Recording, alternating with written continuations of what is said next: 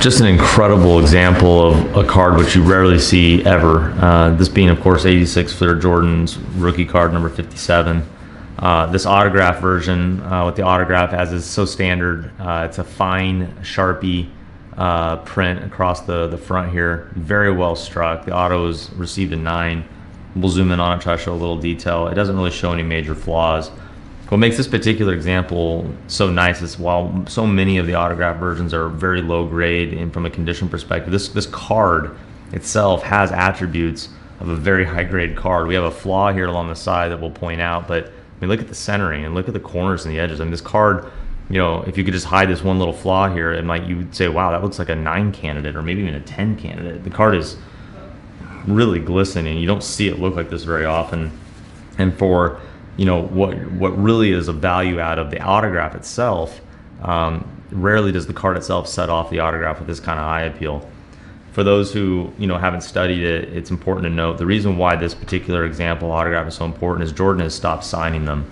At some point in the fairly distant past, actually, the doors were shut and his willingness to sign this 86 Fleer rookie has turned off, and so the availability of these is very low. Jordan's autograph in general is not super prevalent. A fairly recluse figure, doesn't really go out and, you know, sign wildly at events, and so the autograph itself is scarce and desired, but they just are very, very rare when it comes to these 86 Fleers because so few of them are actually ever penned by his hand.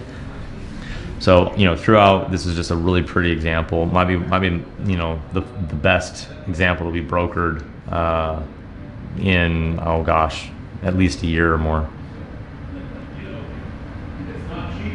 And the corners and edges, until we get this flaw down here, it's very, very well preserved. I love the centering, the surfaces and the color, the print, everything are really nice.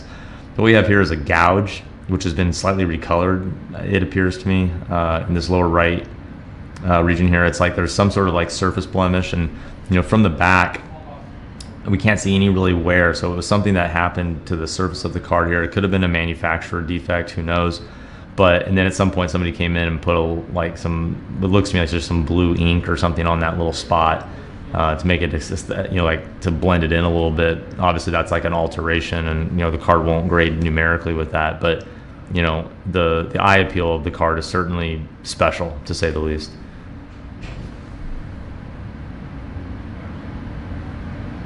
You know, I'd say all told, if you're in the market for, you know, an autograph 86 Fleer Jordan, you know, you could wait and get one that's graded a 3 or something, but man, I sure would prefer this.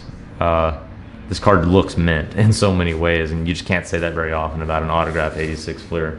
Really a fun offering.